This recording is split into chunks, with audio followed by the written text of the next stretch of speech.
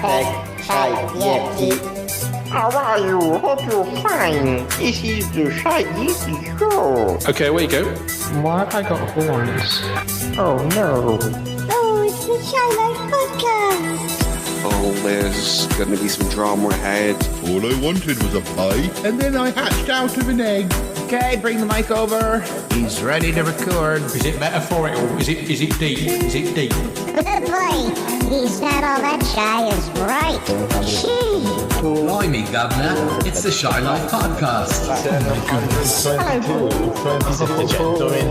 Quack, quack, quack. 722.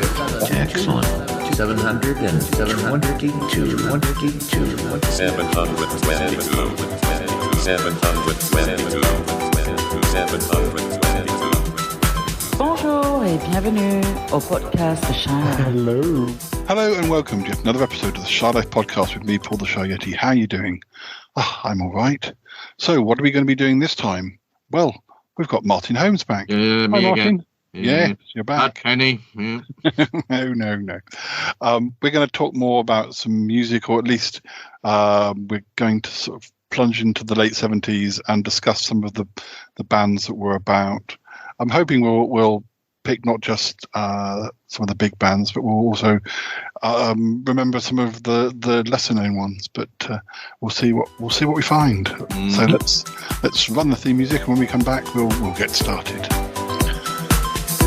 Darling, it's the Shy Life Podcast. Keep it rolling, keep it rolling. Good, but it's a positive thing, Paul. The high life, the shy life. I'll go anywhere for a potato. Delicious. Hello, captors. How are you?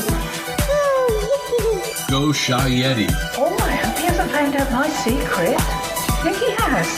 I love the Yeti test. It's my favorite thing. If you thought that was bad, just listen to this. Yeah, I'm strangely drawn to Yeti Uncle John's ankles as well. I could eat my body weight in crisps. Has anyone seen my hot sausage?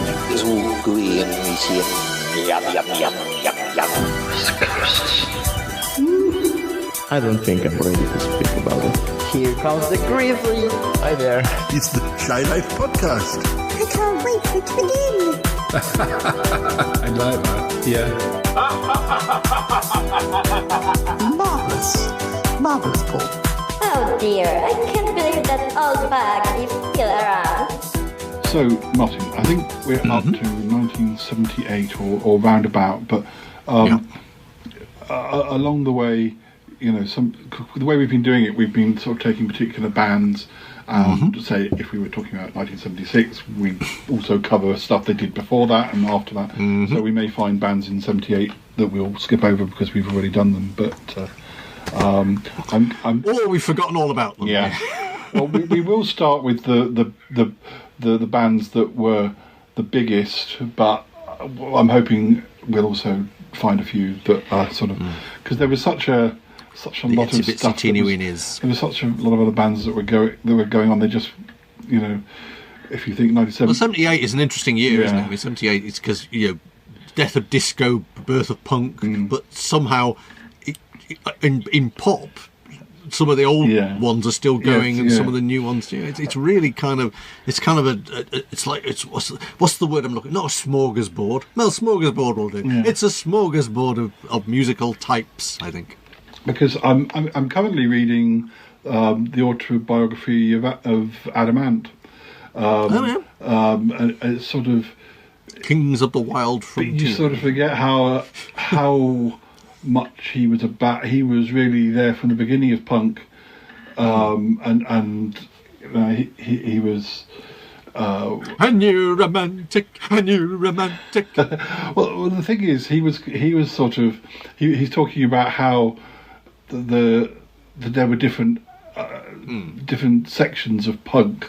There were people who were sort of true punks, and then there were other ones that were considered to be just in it for the sort of jumping back, like bandwagon jumpers, and the true punks were the ones who were also into the fashion and turning up at that shop Sex on King's Road, and actually sort of living it, not just putting on the costume And well, they do talk about the democratization of music that punk brought in, don't they? They talk about the fact that people, you know, anybody felt they could pick up a guitar and possibly have a career. Yeah. But again, it's interesting because despite that reputation, an awful lot of very good musicians came through that particular mill, if you like, and you know, and the rubbish tended to fall away very quickly, actually.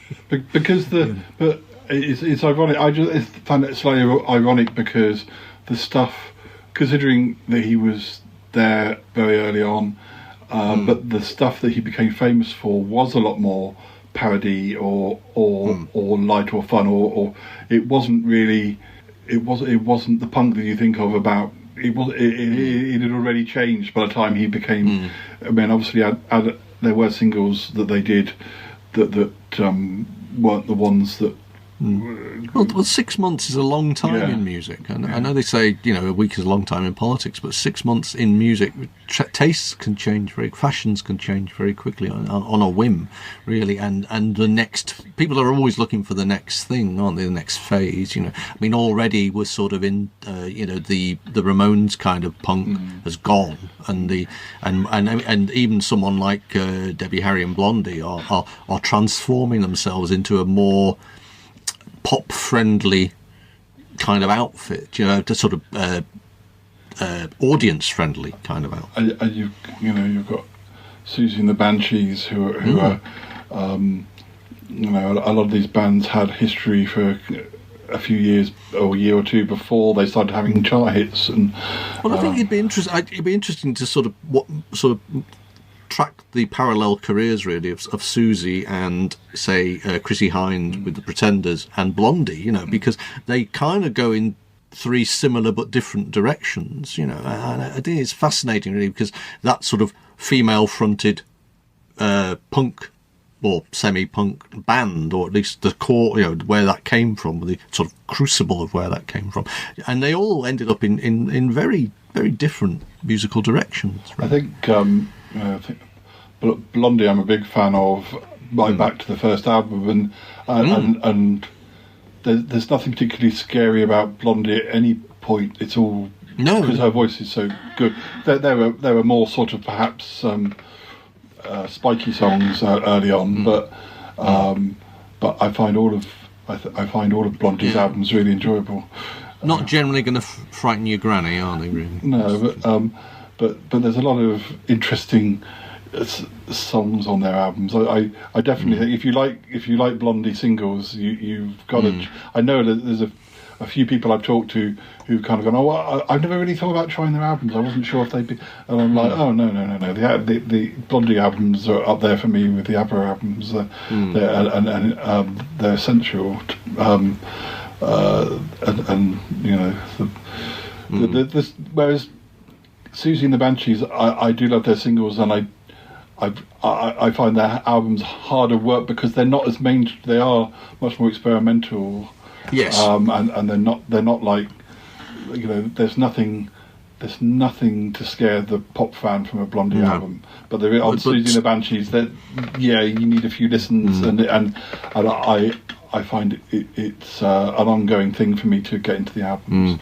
Well, Susie had that kind of association with the you know, the early Sex Pistols and sort of sitting around with her swastikas and things, which tended not to play very well with the middle classes or the you know, the people who were offended by that. It's a difficult thing to live down, really, and you're coming from a more edgy place, aren't you? That's the thing. Although I know it's a little bit later, but I love Susie and the Banshees version of Dear Prudence as much as I like the Beatles version. That's definitely one where I love the Beatles version, but I love Susie and the Banshees version. I couldn't choose between them. Yes. Well, Susie and the Banshees did some quite exceptional cover versions. I mean, their version of The Passenger, the Iggy Pop, is sublime. I think it's a wonderful piece of music. But again, it's kind of interesting because experimental pop, if you like. I mean, when you're a student and you go and you sort of drag yourself to see these dreadful concerts for these people that other people are listening to, and you're going, who the heck are they? You know, and quite often it just used to hurt the ears. It fascinates me, the generation that grew up listening to John Peel's programs, really, because they seem to have a much more eclectic approach. You know, they can listen to a lot more stuff because they heard so much range. Some of it awful, but the chaff did very quickly get sort of sifted out, and there's actually some incredibly interesting bands, stuff like Red Guitars and stuff, which people no longer really think about, but they were just there in amongst the melee of utter crap, quite right. But there's a lot of bands that if you went and stood there in a drafty pub or wherever they were playing, you would just end the evening with a very bad headache and think, why did I spend my evening watching these people? I remember, I still listen to it to this day, and it's much further down their discography. But Peekaboo by Susie and the Banshees, I think it still sounds exceptional, and it still sounds ahead of its time. Because I've got their greatest, whatever it was, greatest hits or whatever it was called, and it's they're all bangers. It's a really good, CD to just put on when you whatever, chopping carrots or whatever you do when you put music on. I mean, I don't play that much music generally in the house nowadays, but when I'm doing something, painting or something, it's really quite nice. It's a good album to put on. Yeah, I sort of find I come back and find new songs by them I like, but I equally, I suppose, because I do have that pop side, I equally, some people perhaps didn't, who knew them from the start, thought they'd gone a bit too mainstream by the end, but I also like the sort of Kiss Them For Me and things like that. But that's kind of the reverse, isn't it, of Adamant, who we started talking about. It's like Adamant had this two years where really he was the governor and all, but that sort of at the centre of, I mean, you hesitate to call it the teen pop phenomenon, but it's that thing where people wanted to dress up as him or be him or whatever. It does tend to be a quite youthful thing, but actually his career was much wider and broader than that. And also, as far as pop stars are concerned, he wasn't terribly young when he started. He was, by the time he was having those number ones, he must have been pushing 30. Well, I constantly get worked up about how time it messes with you, because I mean, by the time Live Aid came about, his act didn't get widely shown on Live. I think there was a few clips of it. Well, I know he performed at Philadelphia, but his act wasn't really broadcast on the main program, and yet they were already talking about him and someone like Elvis Costello as being this sort of ancient old guard, and it was only really 5 years earlier, and now that's 40 years ago, and it still messes with my mind that we were thinking of them as the old men of pop, the old acts of pop, even as early as 1985. Well, let's dive into 78 and see some of the names we see. We'll use number ones as our starting point. Okay. We won't talk about Wings, because I feel we must have done Wings. The year starts with Mud of Kintyre, still at number one. But and so we come to summer. Well, wasn't it? It was at number one for months. It feels like it seems like centuries. But we're rolling in from the. My teeth are still giving me a jip, so I'm going to use that as my apology. So I had a deep cleanse yesterday. I was what's the word?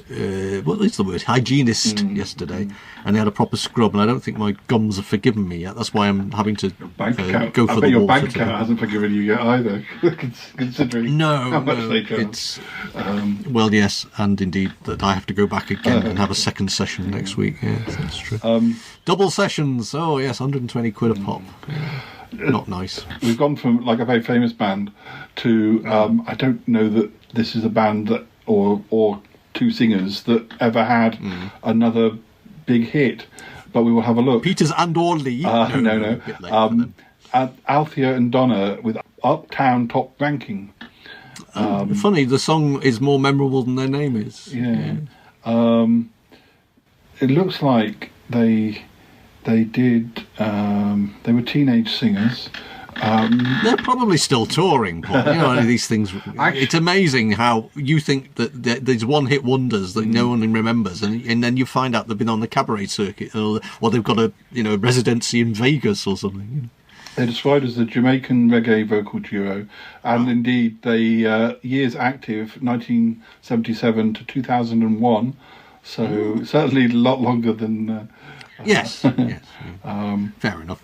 Maybe not got a residency in Vegas then. but they did have other singles. They don't. After Uptown Top Ranking, they had. You're going to struggle with that one all day, I can see.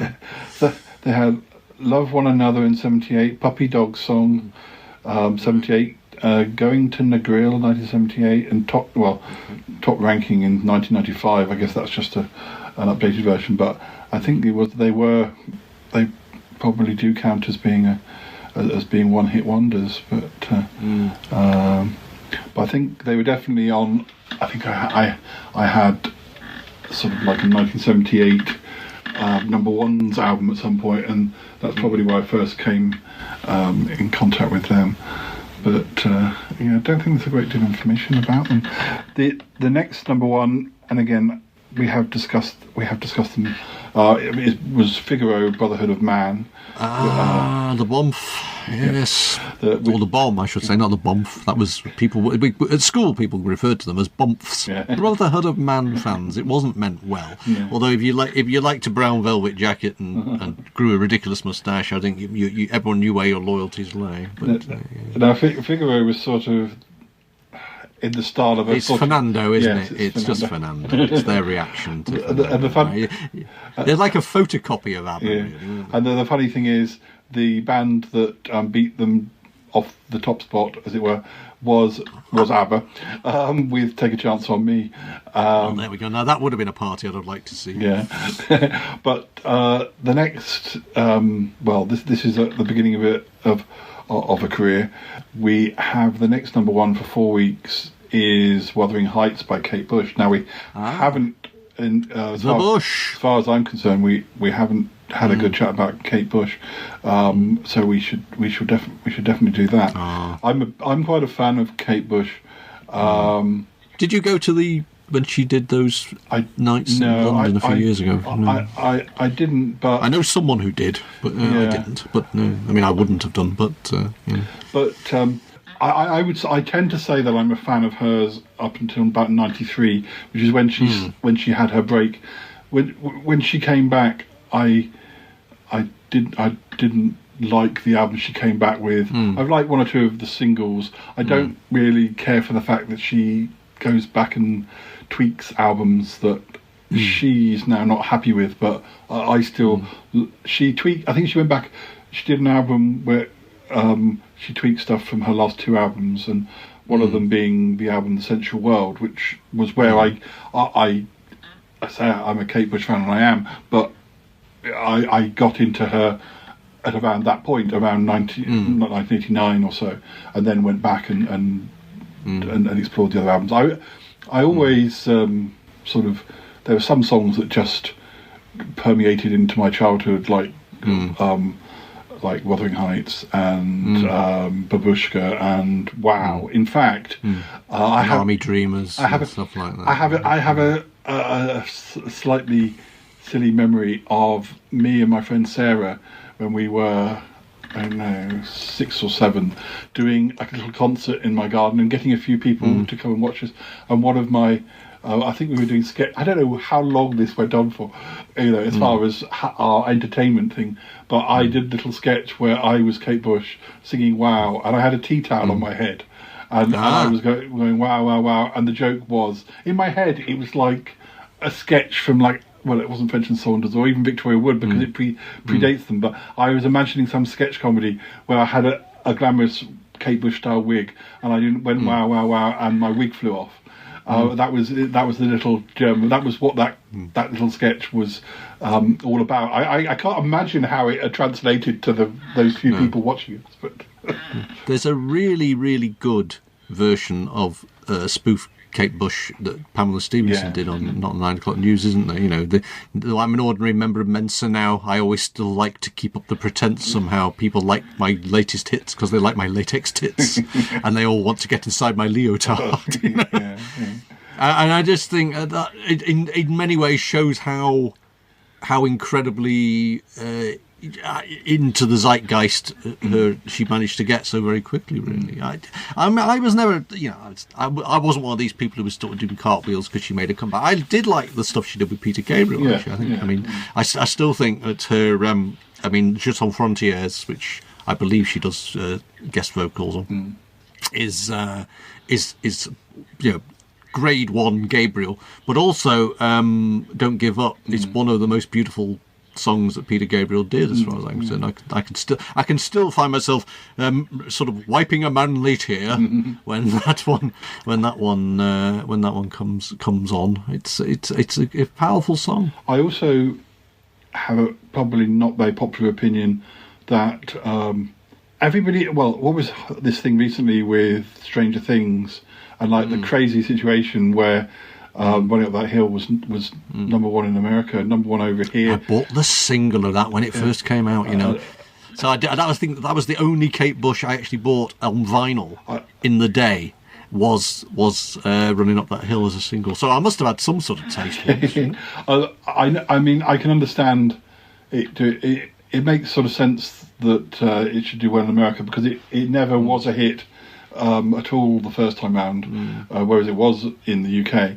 But but I think Kick Inside was one of those LPs that a lot of people I knew had, but I never bought. You know, and so I mean, when I bought years later again, I bought one of these best of or greatest hits or whatever it was, latex tits. No, and I burned a copy. Because some of the songs I downloaded a couple of extra songs that I thought should have been on there. So I don't think the collection or whatever it was called actually had the best of her music on it. I found there's a couple of extra songs that needed pushing, you know, or adding to that mix. Well, really. I have the controversial opinion that of her first 5 albums, The Hounds of Love is my least favourite of those 5 albums. I mean, I think it's partly because side A is basically mostly all just the singles, but also I also really love the Kick Inside. I really love Lionheart. I really love Never Forever. Never Forever, the cover work, that's the one that's all beautiful artwork of I think she's raising her skirts and all these creatures and things, and that's definitely one that it's great to have on vinyl now because the artwork, you just don't get that from the tape copy or even the CD copy.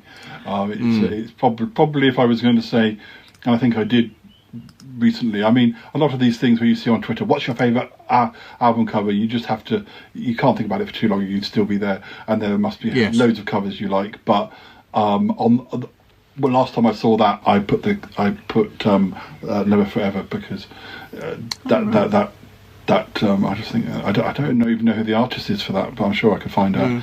I mean, one of the tracks I really liked was Heavy People. I thought Heavy People was a great song, you know, and I think that was one that didn't make most of the compilations. So it is a very. I mean, I suppose that's actually not necessarily the worst thing because it shows that it's a very personal thing, but also there's a very wide appeal. But people don't have to like everything you do, and people will have favourites, and their own will be different. I don't know because, as you say, Moving and Them Heavy People are listed as being singles on her discography, but no chart positions. So I don't know whether those were maybe for radio station publicity or promotional material. Or B-sides or something. I don't know why that's in the list, but The Man with the Child in His Eyes was another song. hit from around that time.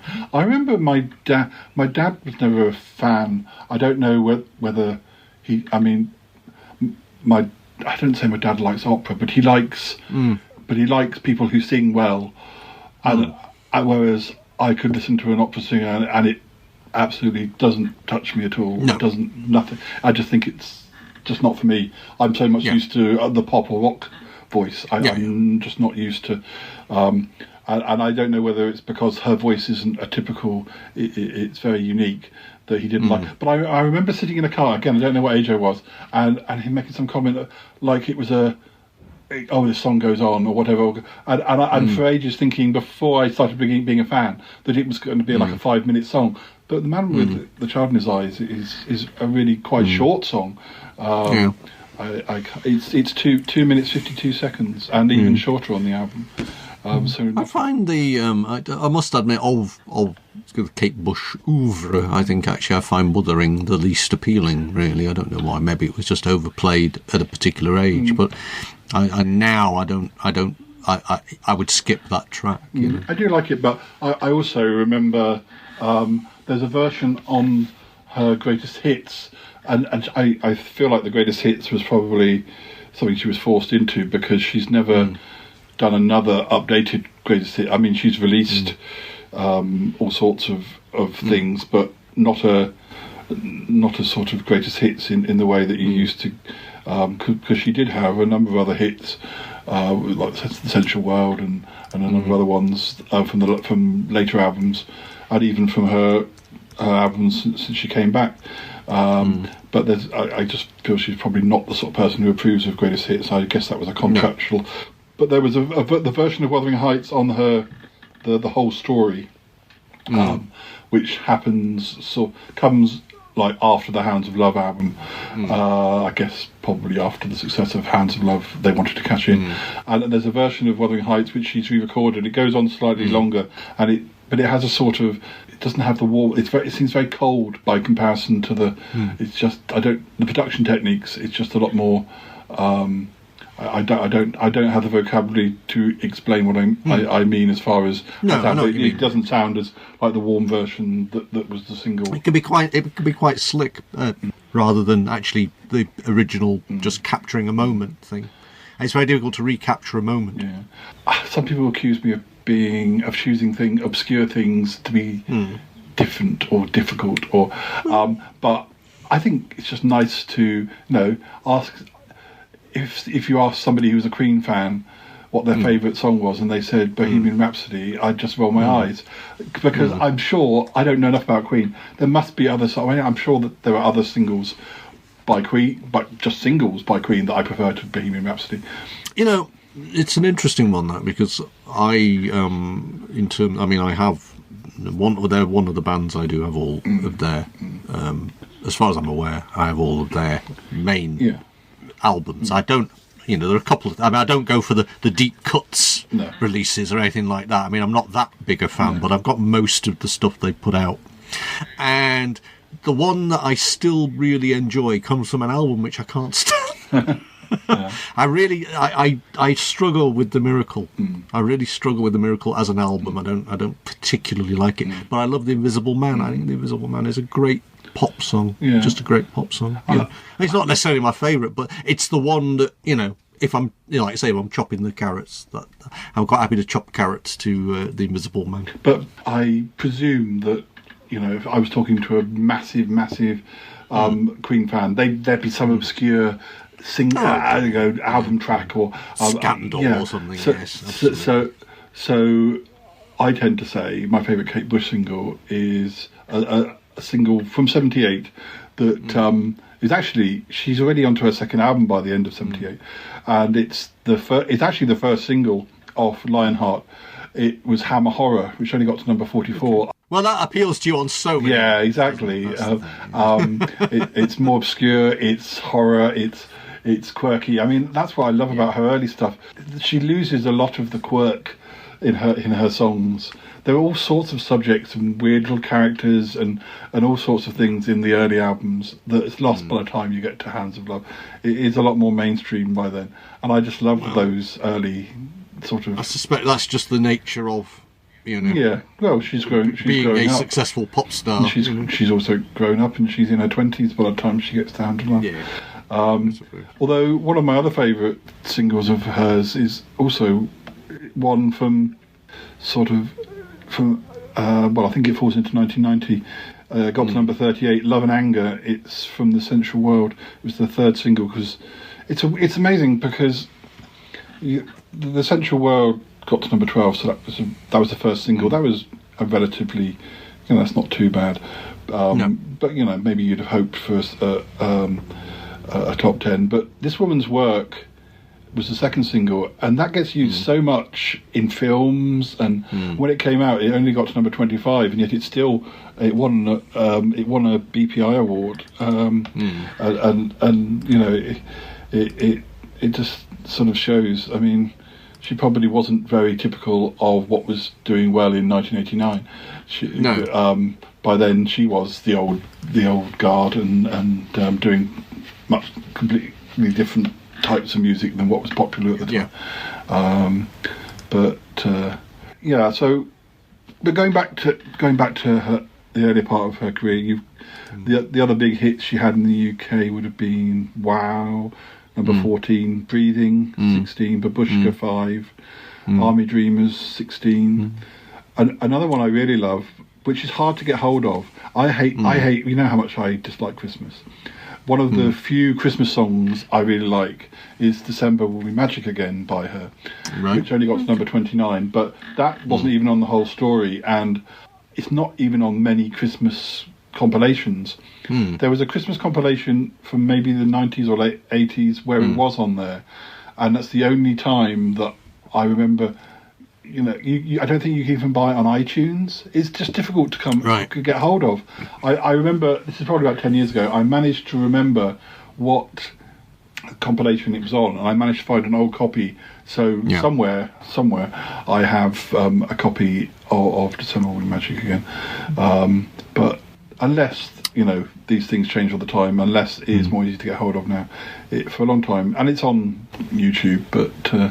I think it's interesting, though. I genuinely think it takes a certain amount of actual courage, I think, I know you've made your money, but to be able to walk away from the music industry for as long as she did, I think that's actually, it's a courageous thing to be able to do, because you want to go off and, I don't know, live your life and say, right, because I think it can actually swallow people up. And sometimes you see people now touring, and they've been touring on and off every 2 years for 30, 40 years, and you do think, God, maybe the wise thing is to say, here I am in my youthful vigour, and that's the best of me, and in 10 years' time you'll all be saying I've lost it or something. It's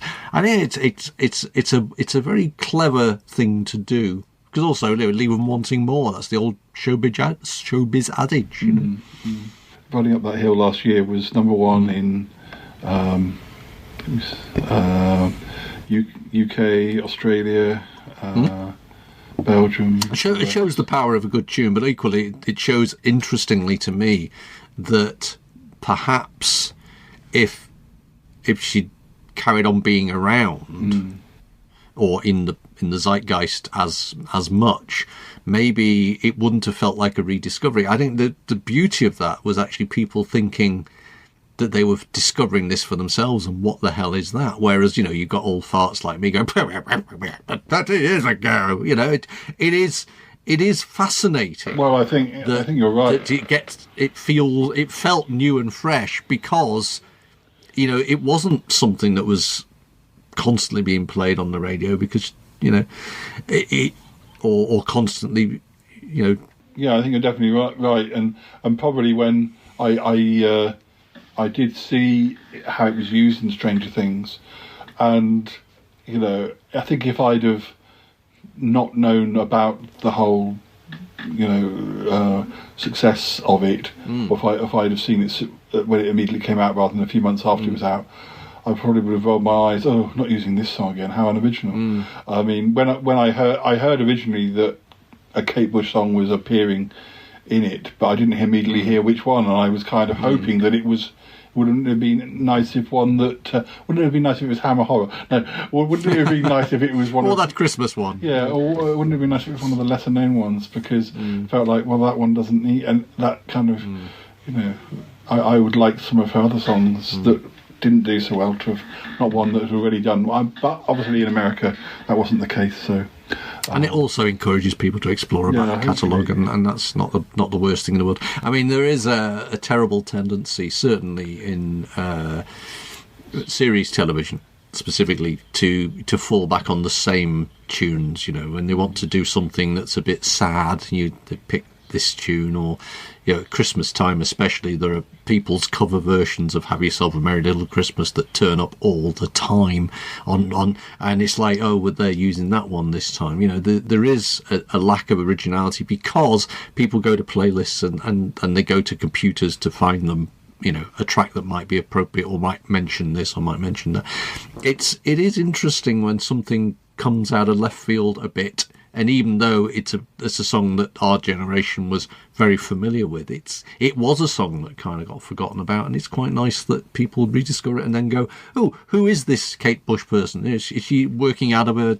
It's those things where sometimes they turn up on Twitter where some idiot has decided has replied to Annie Lennox and saying, oh, if you're interested in getting into the music business, you hear about these stories and because they don't know who they are. I think that's quite nice sometimes. Yeah, and also sometimes you get people saying, is that a song before I was born? I'm not really interested. Whereas, well, all the songs were before you were born. I mean, that's the thing. I mean, it doesn't make a song bad just because it's old. I mean, it's like. I mean, I know that lots of people won't watch old movies, but the fact is that just saying it's before your time is nonsense. I mean, the Carry On films were before a lot of people's time, and yet they're on iPlayer now. Oh, sorry, what's it? ITVX now.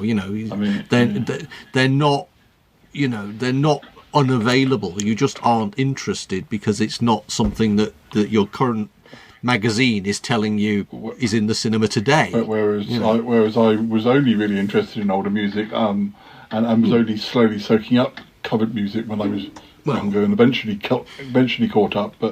I've said to you before, but I know very, very little about music after about the turn of the century. I almost stopped listening to music radio, so I still think of Oasis as being a modern new band, and they're nearly 30 years old now. You often get these people sort of also who perhaps an old band like, say, Duran Duran, they kind of go, oh, they've reformed and or something, and you're like, they've never stopped doing albums. They've always, they did reform with all of the originals in the early noughties, but there was never a point when they weren't. But they were getting to the stage where there was only two of them in the band left before and now they're back up again. And I do get a bit tired of people, I mean, like people who you feel should know better getting all giddy because Take That are doing a tour or something. I do find that a bit tiresome, but you can understand why people are drawn to these things. At least Take That, since they've come back, have done new albums constantly rather than just rely. Whereas the Spice Girls come back and all they do is the stuff from the 90s, the old hits. They haven't really done anything new. So, or they tend to sometimes, they'll sing a Mel C song just because they've had solo hits, or that. But it's not quite as much effort as. I just think sometimes nostalgia can be a bit of a, it's a double-edged sword. Sometimes it just makes you think, oh, you should know better by now. Well, there's people out there who, but I, for instance, going back to Duran Duran, they did an album for their 40th anniversary, which is as good as anything they ever did. I always that they are. But that again is the thing. If you went to see them play. I'm not saying you would, or you might, I don't know. But if you went to see them play and you hadn't heard the new album, and it was always that thing when bands said, oh, this is from the new album, and the place would just go, because they really want to hear the stuff they know. Depends who's in the audience. Yeah, obviously, how does something become something unless you play it to people? Yeah, I mean, they just do very strong songs, and they pretty much always have done it all the way through their career. I think it's partly the people involved, the members of the band. At least one or two of the members of the band are particularly keen on new technology and trying different things and working with different people. And Late era for bands, though, can be a hit and miss thing. I mean, I tend to think that the last great Rolling Stones album was about 1986. I mean, they have brought out albums since, and I'm sure people like those just as much.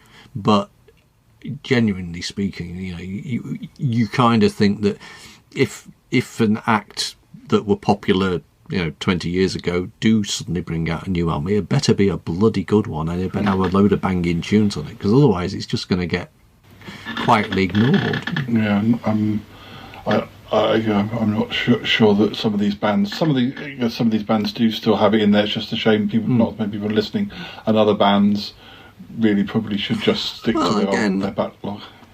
I'd say that. I mean, there is how can I put it? There's an interesting thing about being a successful rock band, specifically. Maybe rock band isn't the word to use, but band anyway. And when you're writing those tunes when you're poor and in a difficult life situation, and those tunes talk to people, they actually sort of they resonate because it's about your life as well as the musician's life. But when you've then spent 20 years living in mansions and going around on private jets, it's very difficult to write songs that still relate to people's ordinary lives, if you see what I mean, without sounding patronising. And I think there's a reality to that kind of songwriting that can be lost by having a successful music career. So it's actually very hard to actually keep in touch with that, sort of keep grounded like that, over 3 or 4 decades.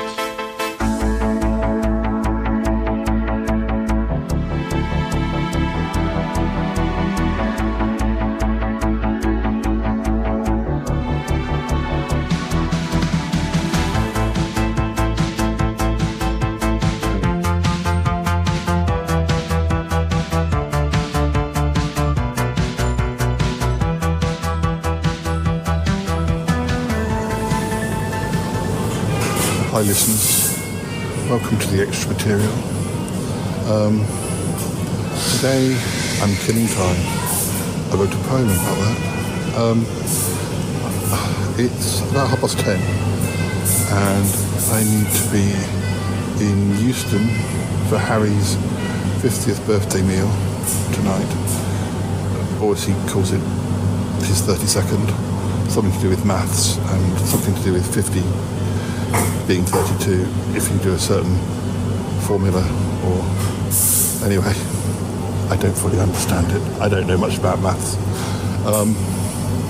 Anyway, last night I came to London and had dinner with my friend Marco, who lives near Clerkenwell, and I stayed over because it didn't seem to make much sense to go back to my flat and then come straight back out again, although it wouldn't have been straight back out again, for Harry's meal. But of course now I'm left with having to kill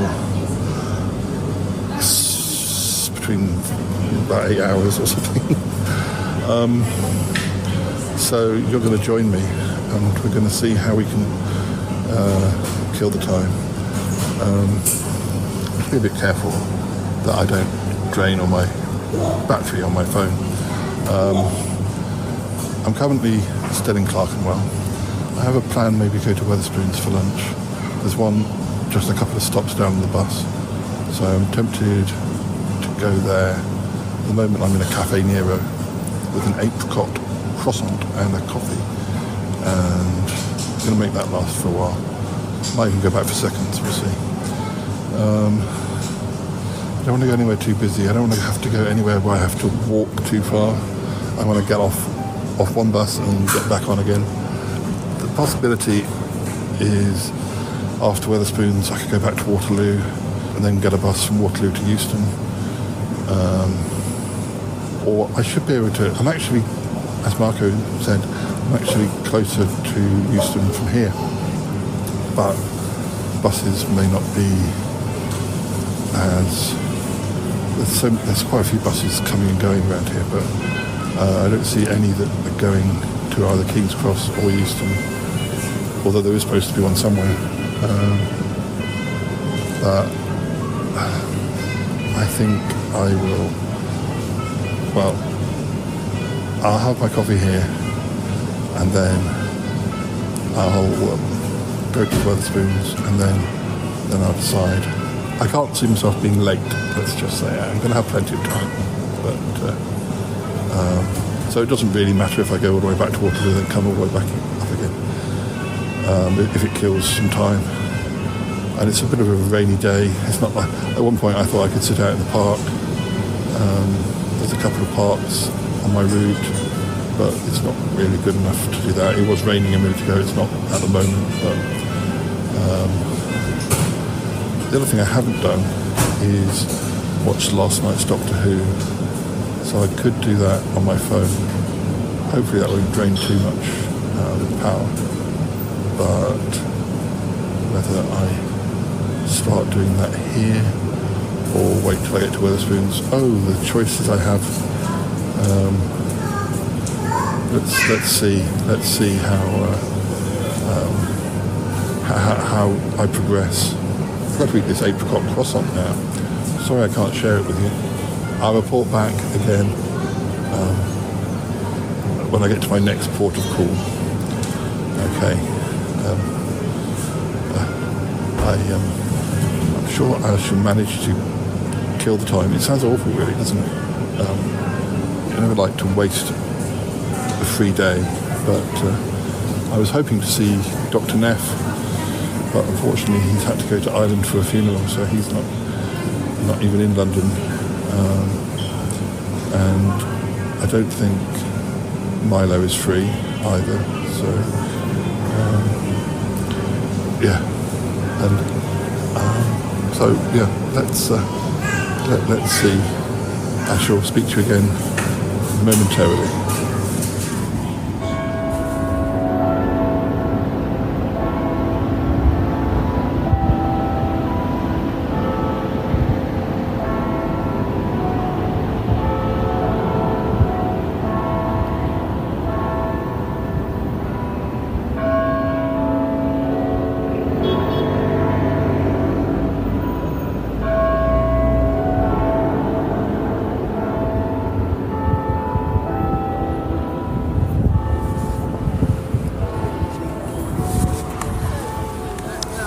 Hi listeners, it's me again. Yes, I've made some progress. It's now, let me have a look. It's now almost 2 o'clock. I actually didn't go very far for quite a long time. I stayed in that Cafe Nero until about half an hour ago. So I spent about 3.5 hours there or something. I had 2 coffees and a hot chocolate, and two cakes and 2 sandwiches, but at least it kept me busy. I also watched all of last night's Doctor Who. Actually, no, it's not last night. It's tonight's, but it came out at midnight. I watched that on my phone. That was very exciting. And then I watched the documentary behind the scenes, Doctor Who Unleashed episode, and then I watched the first episode of Pyramids of Mars. If you know, you know. And then I couldn't work out quite where the bus was to get me to King's Cross, but so I just got on the 341, which takes me back to Waterloo, but it kicked me out at Aldwych, which I remembered was near a bus stop that goes direct to Euston. So I'm just having a sit down in the square. I thought it looks like it could start raining again any minute. It's been like an April day today. Sunny then rain, sunny then rain. I can feel the rain in the air again. I haven't got an umbrella. It's actually too windy probably to use an umbrella. But anyway, so my next stop will probably be Euston, and then I'll be almost at the pub, and we've got the room booked from 6, but I can arrive earlier. There's pigeons and some rain. I better go. I better go. Oh dear. Beautiful British summer.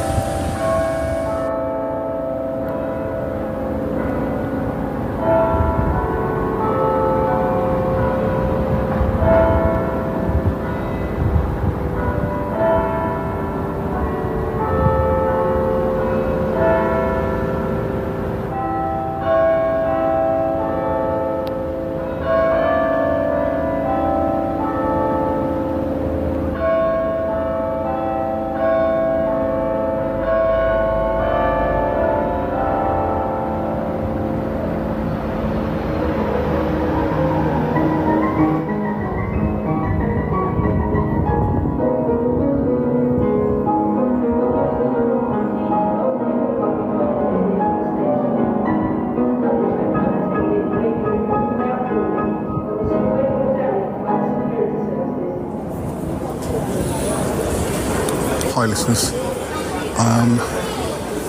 we're somewhere that we've been before. We were here about a year ago, more or less. We're at Euston Station. This time I'm not travelling, I'm just trying to kill an hour or so before Harry arrives, and then we're going to walk to the restaurant, stroke pub, stroke cafe, whatever it is.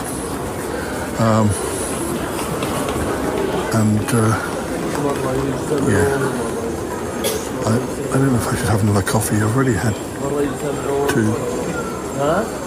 I've got a seat, so I might just stay in the seat. So what have I done? Last time I spoke to you, I was in Aldwych. I walked up the road towards the bus stop F, and there were quite a few seats up that road, so I was able to stop. I got to the bus, it took me directly to Euston, and I'll be taking that bus back to Waterloo after the meal. So, not a lot more to be said. As you heard, there's a piano at the station, and random people are playing it. So I didn't have a go. I don't know what the rules are, and I can't play piano very well either. So, okay, well, platform 11. Right.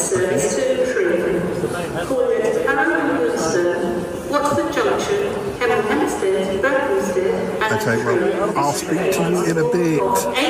Hopefully Harry will be here by next time we speak. Yes, right, she's stopped talking. Oh, right. Okay, more in a moment.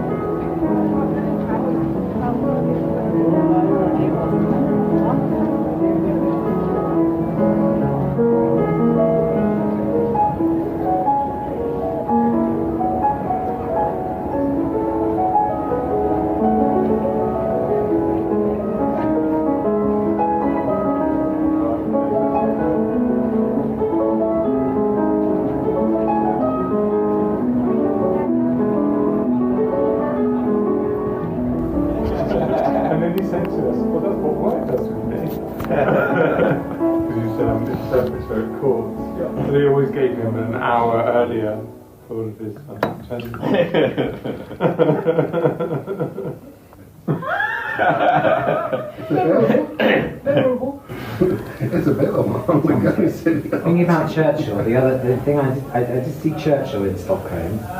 So you did? He pops up in there's a museum dedicated to the Nobel Prize, which is completely bizarre because it's a bit like you realise he just wrote it in his will.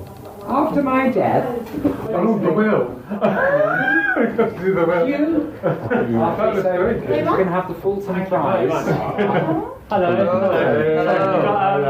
You get the wine list? Thank you.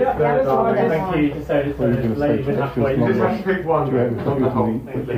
No singing. Actually, wouldn't be a duet. That wouldn't be a duet. That would be more than that. So he's from Tissues, yo. Oh, no. Sure, if over laps with them. Could I have maybe a glass of the Beaujolais, please? Sure. What size would you like? I would like a large. Large. Thank you so much. Hello, sorry. That's okay. I didn't want her to come back. Is that an open card? It's a card signed yes. one, yes. Luckily, I didn't buy that to you. Maybe, yes. Make sure you do the card and not Alistair's will. So. Well, you can do both. Can we write ourselves in? Right. Right. Do we have to watch this? Like You have to watch me. Right. We are looking now. You actually have to be sure that I am Nick. Who's the witness? Both for me and Derek, I think. I grabbed those. Is this your birthday present? Yes. We've been very honoured to... Well, of course, the sad bit about it is that it does mean that you're not getting anything. I didn't want to say anything on WhatsApp, but I was thinking it. Can you have that in a will? You're not getting anything. Like a negative will. You have my dad. Doesn't really have to be meant to bring wills, Harry. You should have said. Yeah. We could do a video will like they did on Sons and Daughters. That was exciting. My family gets nothing. All my assets shall be blown up. And never Do you think someone has done that? I would hope. I'm sure that there are people that have gone to a reading of the will and it's all been left to the cat's home. Yeah, but it's like, no. It's funny you can say that, but there is actually the cat protection. Right, now please, Yes. You just sign on those 3 pages. Right, we have to be very careful there. We didn't, no, we don't read it, we just witness his signature. Yes. It's only the signature, yeah. We don't read the will. But you can if you like. Right. a mixture of selections like that? I pretty much was sort of like into 90s pop music, but I was sort of more Brit pop sort of person. Sure. Mind you, there's a kind of I don't think you like steps, darling. Don't that's really Harry's thing. There's Pulp, Help the Aged. Definitely play that one. Which might be apposite. So who else here has had their 50th? No, nobody. Nobody. You've not had your 50th. I had mine in November. What did you do for yours, Paul? We just had a meal. We had a meal with about 5, 6 friends up in Salisbury. Oh, that's nice. Yeah. Good. These are wonderful choices. I couldn't use that one with you with stubble. That wasn't a very good photo of you. Well, with me, there wasn't stubble, it was a beard. Yes, I know. you don't like beards, so yes, I had a beard. For Aidan Troy's wedding. Aidan Troy's wedding. It was a trade-off. When gay weddings Have you still got that photo? I do. Yeah, and I have another. I like that photo. No, and there was another one of you as a schoolboy, which wasn't very good either. Thank you. Oh, the chipmunky one. Yeah, I didn't use that.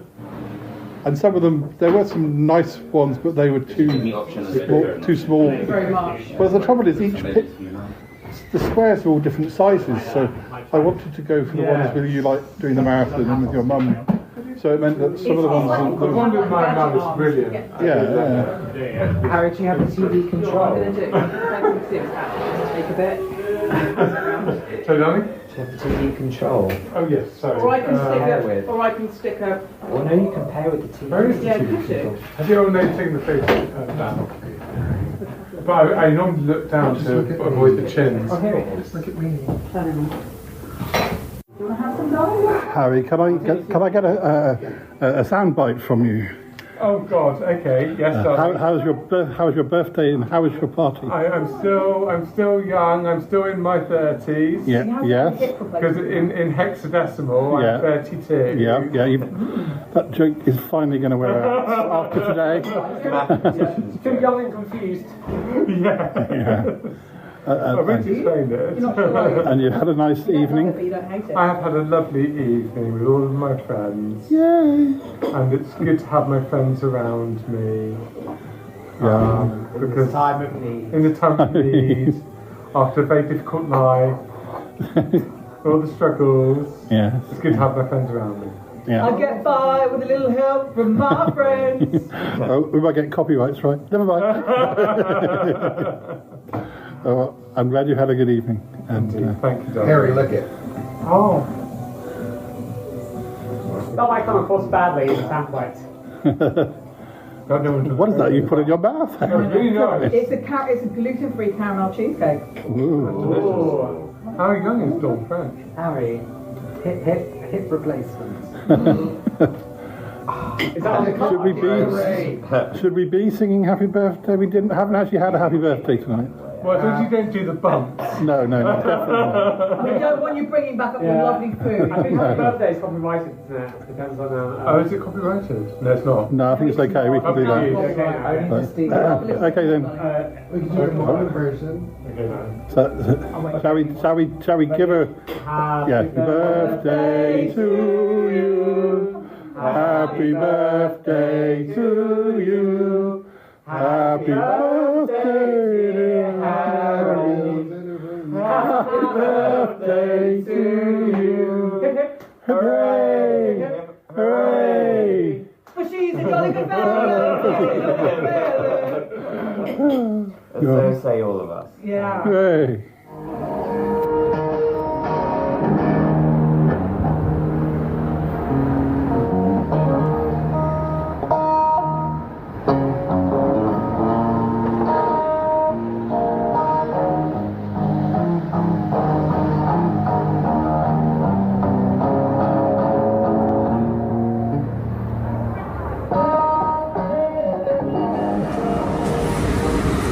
Hi listeners, we're on the train home.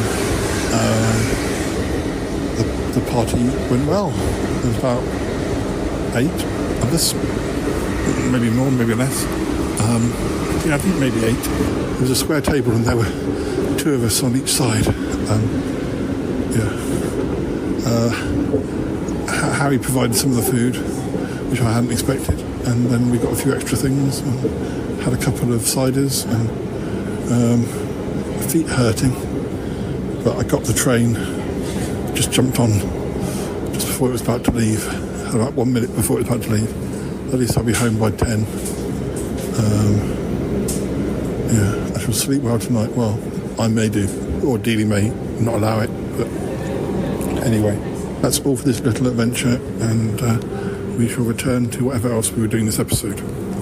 Happy birthday, Harry, and may you have many more. All right.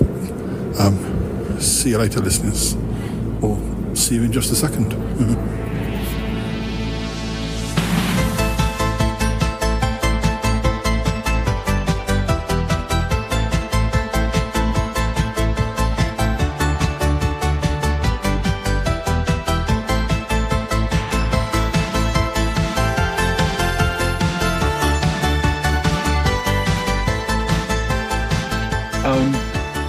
Moving on from Kate Bush, we've got another one-hit wonder, and so they should be mentioned because they're not people that we will have talked about, but I don't know there'll be much we'll find out about them. But we've got Matchstick Men, well, it's Matchstalk Men, isn't it? Matchstalk Men and Matchstalk Brian and Michael. I worked with one of Brian and Michael. Later on, he was a salesman, and he wasn't called Brian or Michael. I won't give his real name, but he was one of our salespeople, and he was one half of Brian and Michael. And obviously, having had his fortune, I mean, he was quite honest about it. He used to get nice little checks every so often from Airplay and or one of these compilation, best of the 70s CDs would come out, and he'd get ka-ching, nice little payday, But I actually used to do work for him. How's that weird? Work with him, I suppose, technically. There is a bit more information about them than I'd expected. The duo had originally been members of a Stax-style soul band called the Big Sound, working mainly in Denmark, Sweden, and Germany, but also touring Israel in 1967. All right. Does it give their real names? It's confusing because there's Michael Coleman, and it says past members Brian Burke, but and then there's also Kevin Parrott.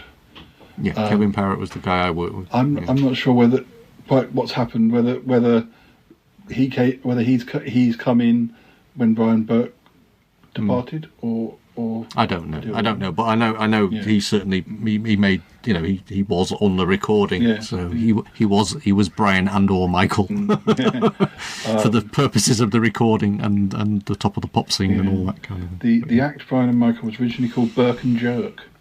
Oh, it's better than Burke and Hare. They were a comedy duo. Of course, it's a bit of a Manchester classic, really, to write songs about Lowry, and these paintings and Tip Mills and all that kind of thing. So we're quite fond of our Brian and Michaels up in north. So after their success, Brian and Michael released a follow-up single, Evensong, and an album, The Matchtalk Men, followed by a second album named I Can Count My Fingers on One Hand. Backing singers, St Winifred School Choir, released an unsuccessful album entitled The Matchtalk Children. Coleman and Parrott remain in the music industry as songwriters and record producers for themselves and other acts. Other chart success as writer-producers were The Sparrow, The Ramblers, number 11 in 19... That's I'm Only a Poor Little Sparrow, I think. I didn't realise that it kind of makes sense. Well, St Winifred's is round, where I grew up. It's one of it is a church, and it's not a church school, but it's they singing was very much part of their. They're also responsible for Claire and Friends. It's Horrible Being in Love When You're 8.5, which got to number 13. I think the kids changed year on year, but basically the actual brand was very much part of the music scene. Well, it is kind of weird again because quite a lot of hits we know and love there are people who are just session musicians on them, and sometimes there are people who have hits who were just session musicians. So actually, it can get quite complicated when you sort of delve beyond the gloss, the veneer, Of course, St Winifred School Choir had their own number one hit with "There's No One Quite Like You."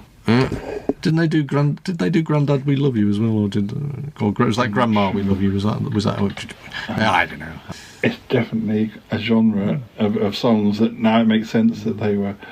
They did. Yeah, but it was just hateful, wasn't it? Really, when you think about it. I mean, that sort of saccharine sweet thing, but it obviously sold a lot of records. There are other singles as well. There's, Ma'am, When's Me Dad Coming Home?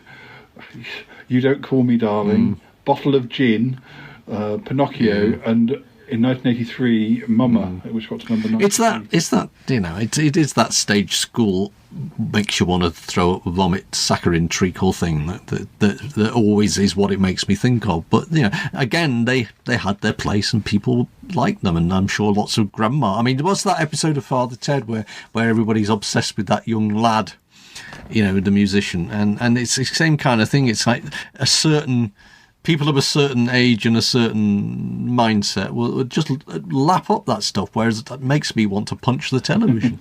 I mean, Matchstick Men and Matchstick Cats and Dogs are, I quite like that at the time, but the ones that they're associated with, less so. We should probably move on to another band, one that's much more popular.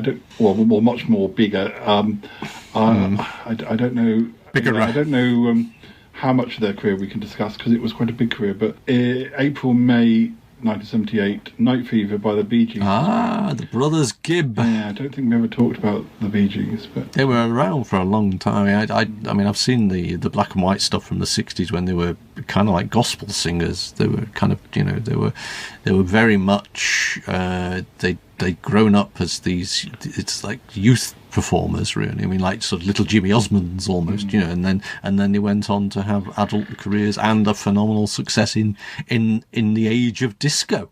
Are they the biggest selling act of all time? Is that right, or have they got the? Is there something about them they are, you know.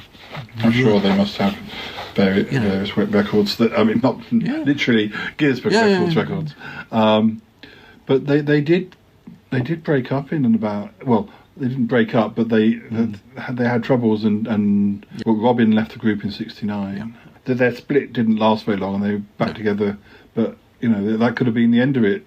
But that's the kind of schism between their youthful antics as one of those bands, that novelty songs, and then sort of coming back as, you know, this powerhouse of music from the '70s. Really, again, you know, Saturday Night Fever just was a phenomenal success. I was just going to get the discography up if I can. They did.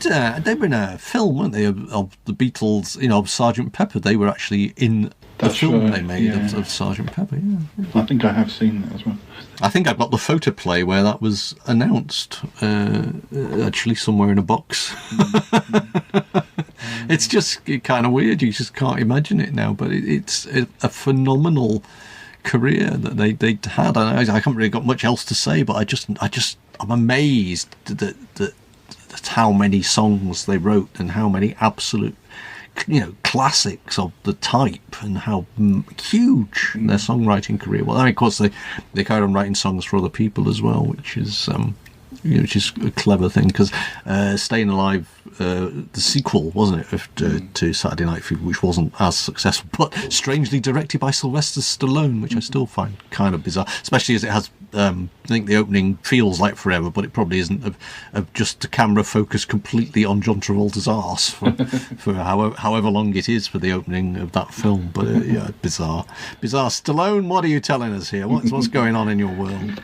Their first album, although I think their first two albums are, I don't know how official they're considered, but because they released in November '65, they released the Bee Gees Sing and Play 14 Barry Gibb songs. That's a catchy title.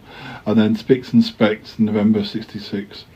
But then their third album is called The Bee Gees First, so I think that's probably their first on a big label. So their singles going back even to 1963, so that's even before that. We've got The Battle of the Blue and the Grey, number 98 in Australia. And then Timber in Australia, number 75. They definitely had singles. Probably their first hit only in Australia was 1965, Wine and Women, number 19. Whining Women. No, that was a different one. Then Spicks and Specks, number 5 in Australia, and that was a hit in a couple of other places, but not the UK. The first song of theirs to be a hit, including in the UK, was New York Mining Disaster 1941, and To Love Somebody, but they weren't. These weren't top 10 hits necessarily. Holiday, which I don't know that one. Massachusetts, yes, of course, which led to the Kenny Everett spoofs. Yeah, but by this point, their singles are doing top 10 business in Australia, but not yet in the UK. World, Words. I hesitate to claim them, but I thought they actually came from Manchester. I'm confused because of the Australia thing as to what did they move out there at some point? Where were they actually born? Etc. It's odd, isn't it? How somewhere. I mean, there are so many acts that can be absolutely enormous in just one country, and it's not necessarily the country they are based in. Yeah, it's kind of weird. There's some acts that you've never heard of that were huge in Japan. You know, their first really big hits in the UK were "I've Got to Get a Message to You," which was number 1 in '68. They also did well in the States. I Started a Joke. It doesn't. That got to number 6, and that was number 1 in Australia. That doesn't seem to be released as a single in the UK.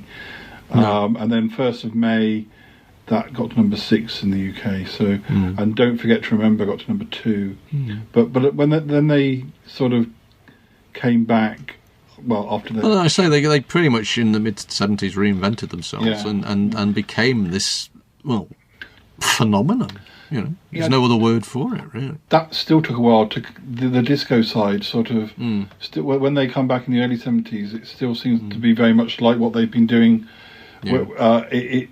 It's. I mean, I don't know. It's hard, really, isn't it, to picture? Because, like I say, we have this sort of idea of 77 and punk and God Save the Queen and all that, but it's hard to realise quite how huge disco was.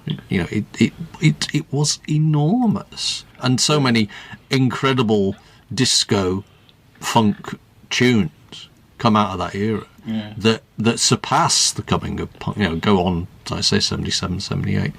It's astonishing what an incredibly powerful force in music disco was. I don't know some of these slightly earlier singles, but I would definitely say Jive Talking is certainly that's pretty disco, isn't it? Even though they're talking about Jive. Well, I mean, you take an actor. I mean, we touched on earlier, Queen, who then did that disco album because it was so influential. And you're thinking, we need to sell some albums. We better change our ways. You know? Although when somebody says disco, we think of late 70s. But then reading biographies from that time, people I hear like Joan Collins talking about going to a disco. In like the late 60s, but that's sort of quite when music that is associated with disco became. I mean, 75. I was going to say 75 sounds quite early for disco, but probably that is a bit like with punk. It's difficult to say because you watch the films of the era. You watch something like Airport 75. You know, you can see the influence is already there. I mean, there's a look to that. It's a slightly sweaty, slightly glittery, slightly glammy. I mean, glam rock, I suppose, sort of morphed to a greater or lesser extent into that kind of thing. But it's about rhythms. It's about things you can dance to, isn't it? And and it comes from the black music of the era as well, which again had a very sort of powerful. It was getting appropriated, I think, really by white musicians. That sort of underground thudding, driving sort of soul music. You could dance to glam at the disco, and funk. It's just that. That genre of music became known by a name that had been used for the establishment that you would have danced in. To mean something else, but, really. Nights on Broadway, that's, I mean, certainly, you're sort of, You Should Be Dancing, that's one of my favourites. But, then of course you've got all the How Deep Is Your Love, Saturday Night Fever, the Sgt. Pepper's Lonely Heart Club Band soundtrack. I think that was a bit of a blip, wasn't it? They'd been so successful. Well, there was some, again, there'd be some film producer thinking they're successful, they sing, we want to do this. You know, it's putting two and two together and making three. I mean, really, sometimes. Tragedy had other people having number ones with it. But I remember, I don't know whether I'd even had my first greatest hits of the Bee Gees by this point, but certainly I absolutely loved You Win Again in 1987. I don't know how much I knew about the Bee Gees at that point, but well, that's sometimes the thing. I mean, you catch a song on the radio and you don't know anything about the act or the band, and you just think, oh, that's a good song.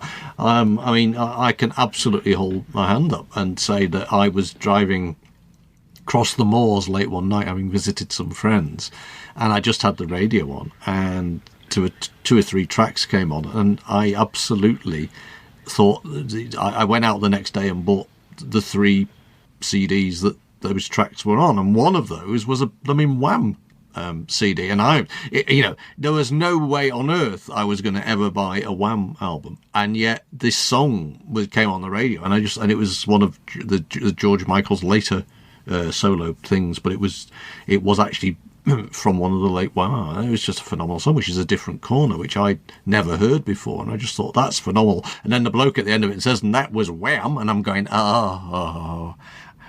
but equally, I mean, I remember years and years before, I just walking down the corridor and someone playing On and On and On by ABBA, and I'd never heard it, didn't know, I didn't recognise the voices. I mean, I knew ABBA existed, but I didn't recognise it as an ABBA song. And I said, well, what the heck's that? And he goes, oh, it's on Super Trooper. And I went, Oh, right. Yeah, and I was thinking, oh, that's slightly embarrassing. And then, later on, went out and bought myself copies. It also has the Piper on, which Terry Wogan played a lot. I remember hearing that a lot, perhaps getting ready for school.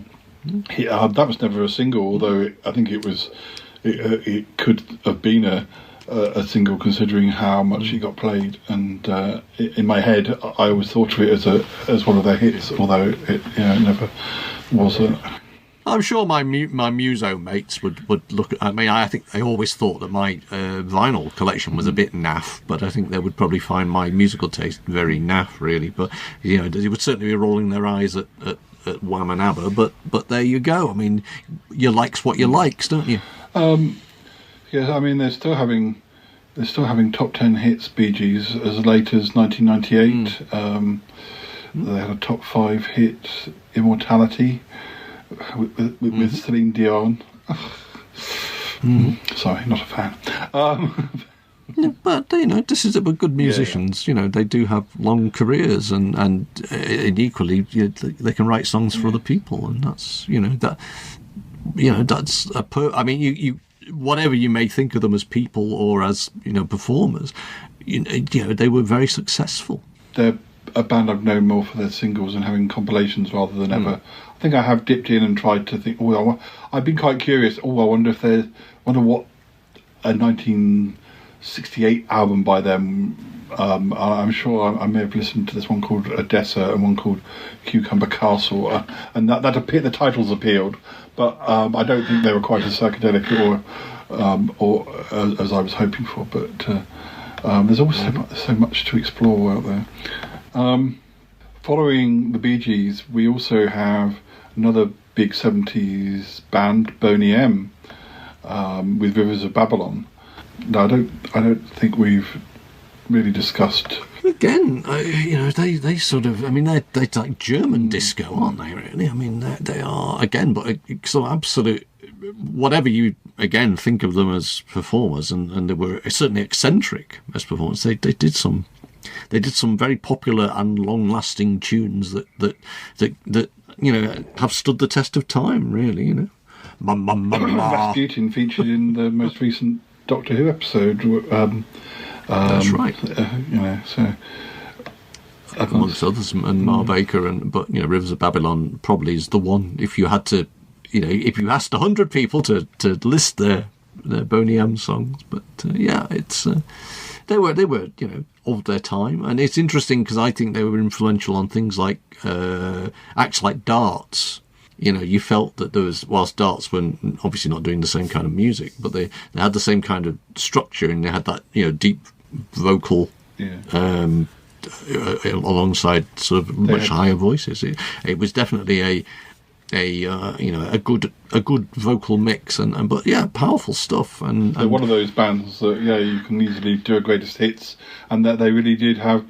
A lot of, a run of Daddy Cool number 6, Sunny number 3, Ma Baker number 2, Belfast number 8, Rivers of Babylon 1, Rasputin 2, Mary's Boy Child 1, Painter Man 10. I mean, that's just the UK chart positions. They were having number ones.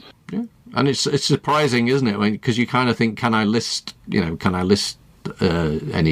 But there they are, and they're all very memorable and very popular songs. I did explore a little bit further down a few years ago. I sort of explored, because although in say 1979 they were they had Hooray Hooray It's a Holly Holly Day number 3. Their following single, Gotta Go Home, which I think is a cover version, but their version's quite catchy. That got to number 12. But then they start to do. They never, other than perhaps re-releasing things. I did have a look to see some of there's a very interesting single called We Kill the World, Don't Kill the World, which is only got to number 39. That's 1981. Their singles career is dead by then in the UK, but peculiar how the bubble bursts, isn't it, with things, with acts? You know, it's just how suddenly, you know, people, they just won't buy the track no matter what they do. You can't, you know, suddenly you can't get arrested. You know, it's really, really weird. How your career can suddenly, it's almost like they hit a brick wall. Well, you know, it's well, really the funny thing is, We Kill the World, Don't Kill the World, which is a very bizarre video. Although it didn't do well in the UK, it was number one in South Africa and Spain. So, you know, I think their career continued in certain countries. Did the appearance on the Doctor Who, did that do for them what the Running Up That Hill did for Kate Bush? No, I don't think so. Interesting, isn't it? Interesting, you know, again, how... Although, you know, the difference... Although, saying that, I not because of Doctor Who, but, yeah, in 2021, Rasputin, some sort of remix, got to number 11 in the UK. I don't know why that came out then. No. But... yeah. Odd, isn't it? Just odd, sometimes, how these things work. Well, we're going to wrap up soon, but we'll just continue a little bit further.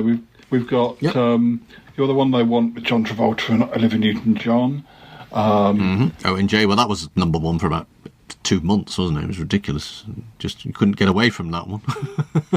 my dad is a Olivia Newton-John fan, or at least as far as he's ever a fan of, you know, he's of music. But a lot of people forget that she'd been around from the early 70s, in that sort of era where you do covers of things, and she did some great covers of Bob Dylan and George Harrison songs.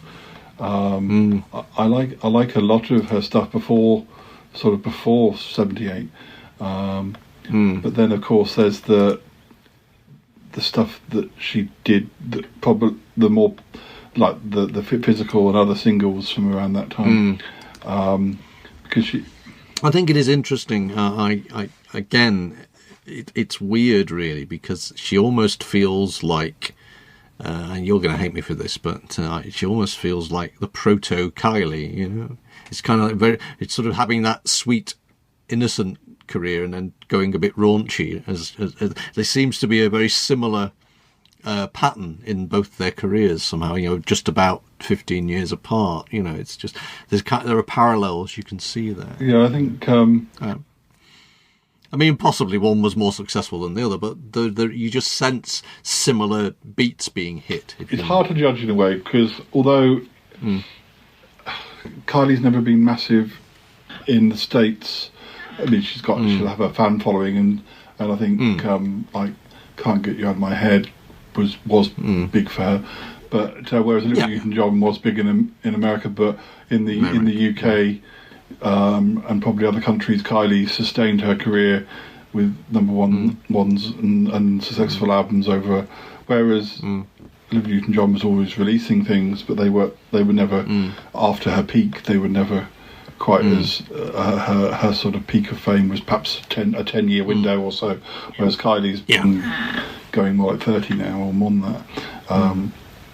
But you know, not as successful as she was, but still. Well, I suppose maybe it's more to do with, you know, times changing as much as anything, but you feel maybe with better management, Olivia Newton-John could have had a very similar career, you know. Right place, right time. People who are writing the songs for you. That's true. That's true. Well, you only have to think about someone like Madonna as well, don't you, in the same kind of ballpark. You know, it's kind of massive string of hits, reinventing, but then I don't know, it hasn't quite gone right the last few years. Moving on for the years, we've got the Commodores, Three Times the Lady. Don't know much about the Commodores. But again, long time. They've got a lot of past members. Well, it's interesting because there's this whole sort of subsection, isn't there, of bands that had, you know, a number, you know, like 3 or 4, you know, lead singers, if you like, that had different vocal ranges and but put together and made an act. And things like the Four Tops as well. The Four Seasons. All these acts, the Commodores, they seemed to be interchangeable, but they are also, they've been able to replace people over the years, and so they are sort of still chugging along in some form or other. But they seem, I hesitate to say interchangeable, but there are a lot of very similar of that kind of act that were around. So it is sometimes difficult to just distinguish them. They had probably more hits in America, but they had a good handful of top 10 hits. Easy, A Few Times a Lady, Sail On, Still, and then Night Shift in 1985. Those were the main big hits. But those are quite era-defining songs. But they had a lot more top tens in the States. Isn't there an ex-Commodore who became quite individual artist though? Yeah. Am I thinking? Is that the Commodores I'm thinking of? It's Lionel Richie. Yes. Yes, that's well, I was thinking it was Lionel Richie, but I didn't want. Yeah. So Lionel Richie was a Commodore and then went on to have. He was. But the Commodores continued he was a Commodore until '82. Although I think his solo career must have. There were lots of names. I'm not recognising other members, but that's not to say that there aren't other ones. No, they're famous for being the Commodores, and that's possibly just sometimes the way of these things. It looks like there's still an act. I mean, in fact, they got a new keyboard player just last year. So. We've also got 10cc with Dreadlock Holiday. They've been around quite a while by this point. 10cc are huge, though, aren't they? I mean, that's the thing. I mean, and Godley and Cream as well, sort of coming from that. But yeah, a big act, 10cc. Although saying that, they never really seem to have had. Well, certainly not with albums. I'm just looking at singles. I always get them mixed up with the Hollies. I don't know why. They sort of in my head they mingle with the Hollies. I'm sure they never particularly mingled with the Hollies. Yeah, my dad was a big fan of the Hollies, so I grew up hearing quite a lot of. Well, certainly great. It's just possible that they kind of stepped up into the same kind of doing the same kind of music that the Hollies did. I don't think it's particularly that's not meant as an insult to any of them. I just think that an act that's kind of. I just in my head they're quite similar. I don't know why. Well, Graham Gouldman from 10cc wrote many of the songs for the Hollies. Well, maybe that's it. Maybe also the Yardbirds, Herman's Hermits. Or maybe that's it. Maybe I knew that on some level. Yeah, I thought there was some connection. They're still together, or at least when Godley and Cream left. Graham Gouldman's still part of the. What if they presume they're touring? If it says they're present, I think he's the only one. I think the famous lineup is Graham Gouldman, Eric Stewart, Lowell Cream, and Kevin Godley. But there's only Graham Gouldman left. But they had a lot of hits in the UK. But I was just trying to identify. I think they only had a very small number of. I'm Not in Love was a number 2 hit in the States. The Things We Do for Love was number 5 in the States. Yeah. And that was it. They only really had the 2 songs in the States. Whereas, Dreadlock Holiday was number 1. In fact, Dreadlock Holiday, I'm Not in Love, and Rubber Bullets were their 3 number 1s that they had in the UK.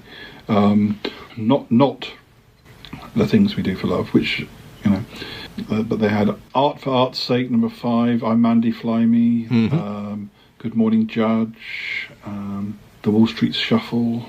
Rubber Bullets is quite different from some of their later ones, really. It's almost like, of course they had Donna as well, number 2. I mean, they do continue after Dreadlock Holiday, but that is their last. That is their sort of swan song. Their last big hit, and they don't even have any. Really, after that, they don't have anything that gets in the top 40.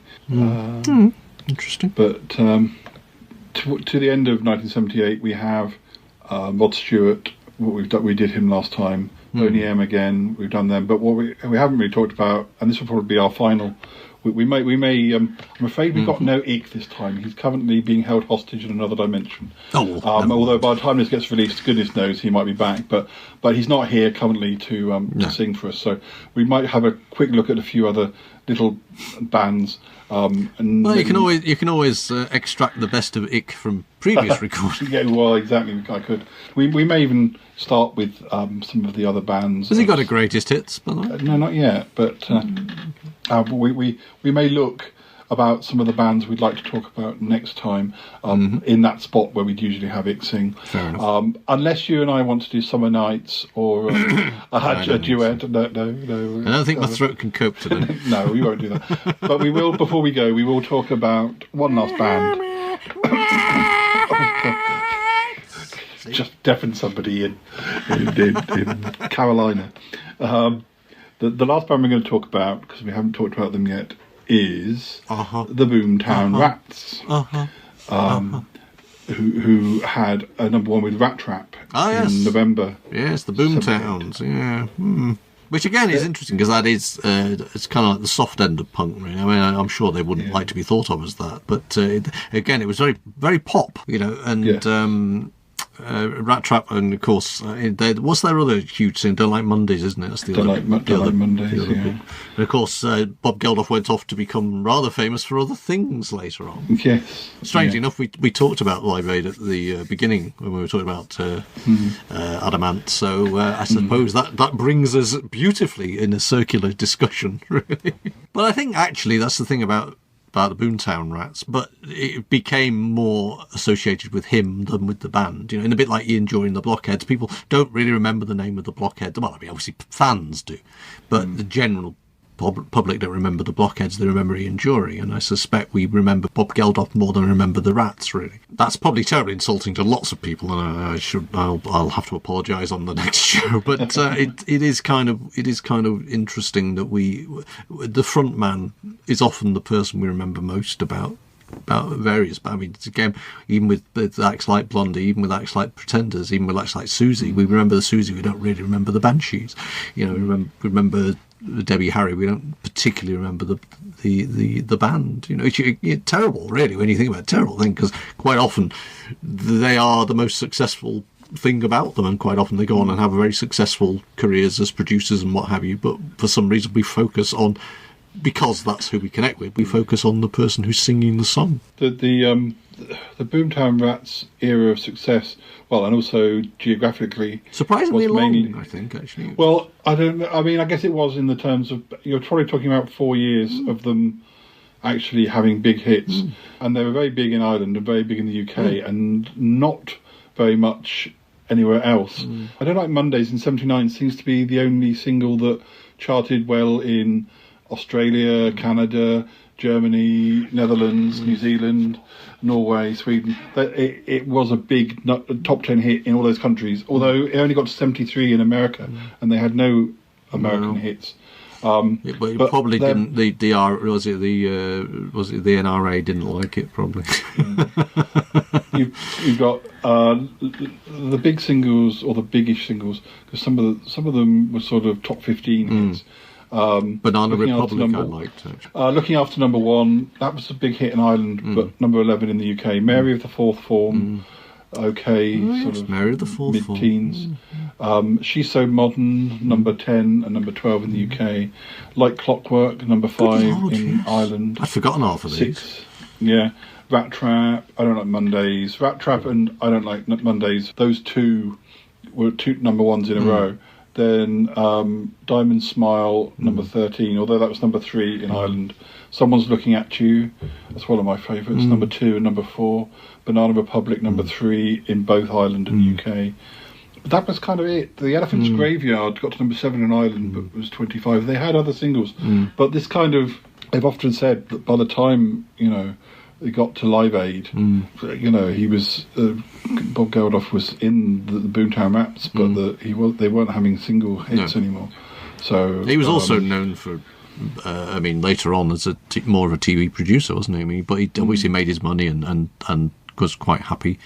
Obviously there were problems with his relationship with the well-known and a well-known figure of Paula Yates. But it's an interesting career strategy, I think, or trajectory rather, not strategy. But yeah, I mean, they did play Live Aid, didn't they? Even though by that stage, no one knew. They were definitely from the past as far as hits concerned. They are. But I mean, global jukebox. I mean, you're going to play your hits. Aren't you? Yeah, they split in '86, but they reformed in 2013, and I think they had a new album in 2020. Wow. Yeah. Well, we'll look at some of the other acts that perhaps we'll discuss next time, but we'll say goodbye for now. And Martin, thank you very much. We Always shall continue to stride on towards the very end of the 70s. Indeed. And stagger on, see where we end up. Yeah, hopefully next time Ick will be back with us. We'll say goodbye. But as I say, we'll look a little bit of 80s Euro. Yes, we'll just have a look and see what else we can discuss at the start of the next episode.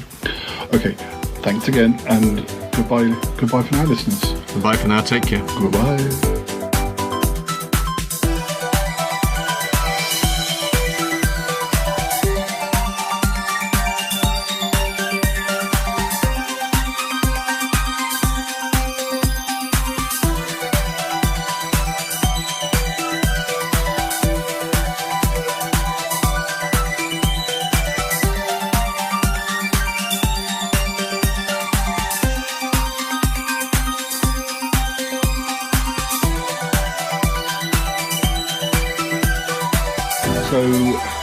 Other bands that we may or may not have discussed before.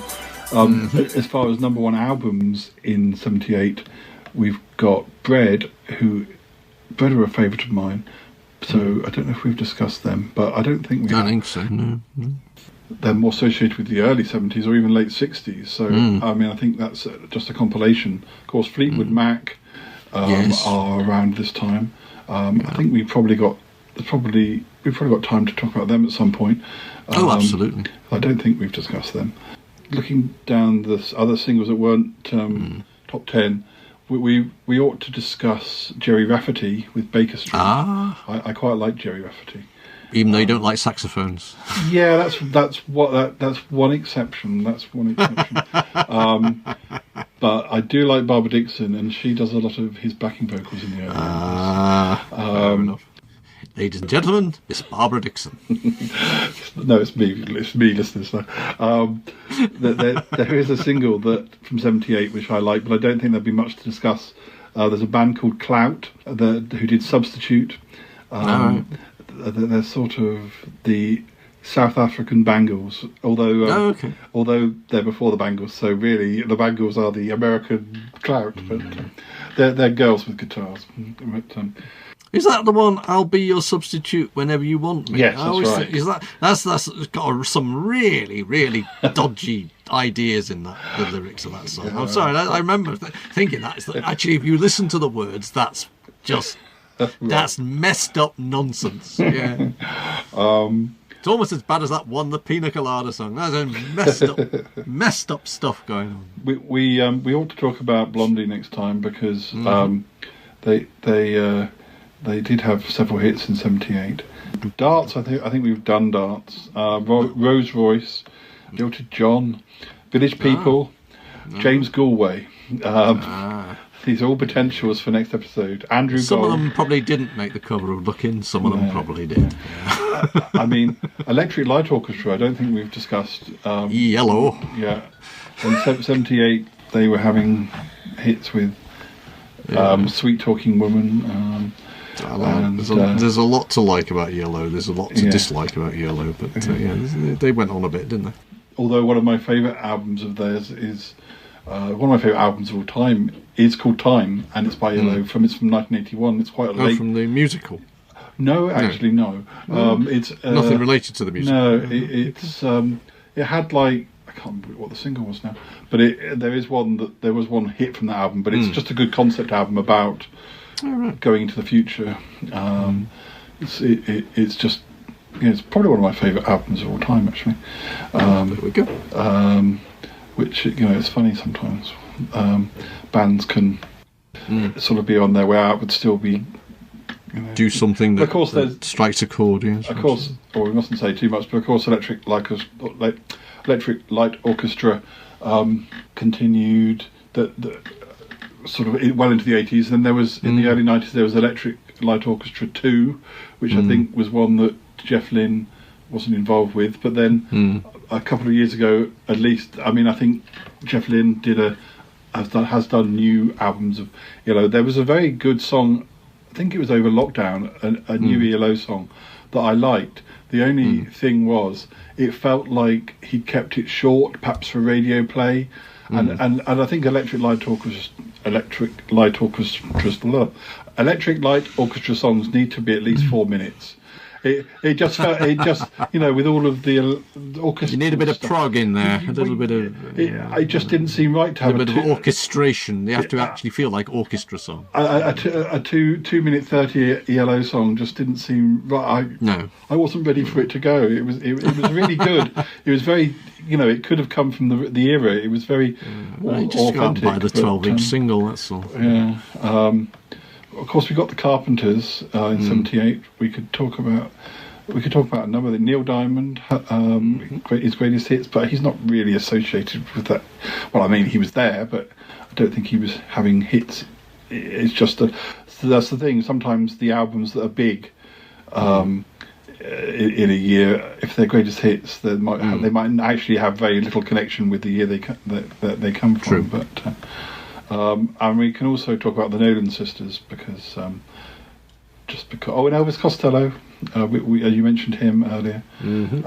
So I think we've got plenty of potential for. Oh yes.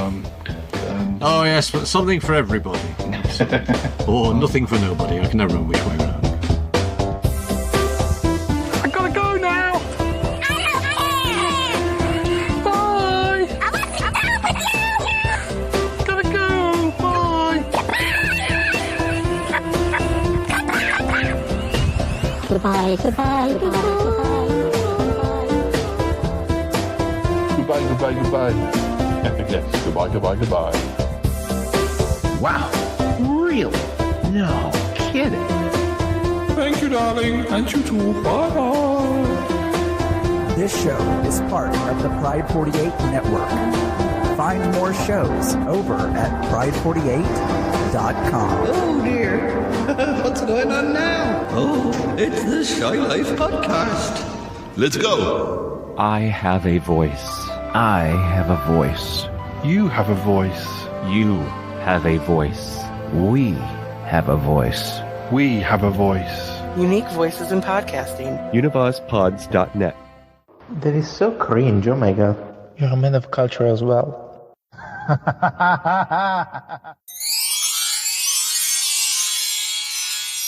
I'm here to sing some songs. Oh dear God! Yes, Uncle John, we really don't want you to sing any songs. Well, I thought during the absence of Ick, you might like me. What would you like me to sing? I'm sorry, Yeti Uncle John. We stopped recording. I can see the light on your recording device. No, that's just that's not actually working. It's not working till the listeners wouldn't hear you if you sung. Oh dear. I slept too long after lunch. I would have come and sung. Maybe next time. Yeah. Are you sure that's not recording? I can see little moving things, going up and down. No, that's just for show. That's a screensaver. Oh, right. Well, I better go. Oh, nice to say hello to you, Martin. And you, sir? Speak to you another time. My old man's a dustman. Yes, mine too. That's strange. Anyway, I better go. He's gone. I thought it was best that we didn't. I thought I'd save the listeners. It could have been a tragedy. It could have been a tragedy. That's it. Tragedy. Tragedy. There we go. We're up to Ick standards. It's perfect. Oh dear, I think we really must go. Rightio. Nice to speak to you. You take care. Bye for now. Oh, kitty dearie. Kitty. Oh, I love Dee Dee. This is just the weirdest thing I've ever heard.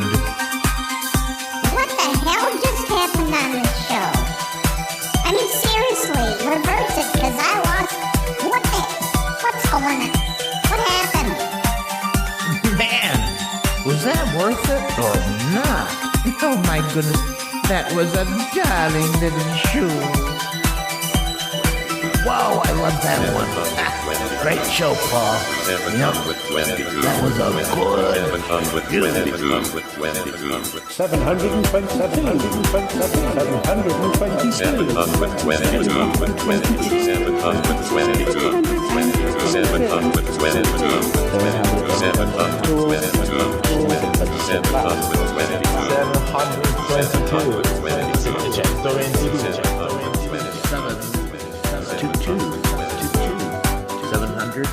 722. That was beautifully done. It was enormous. Et voilà.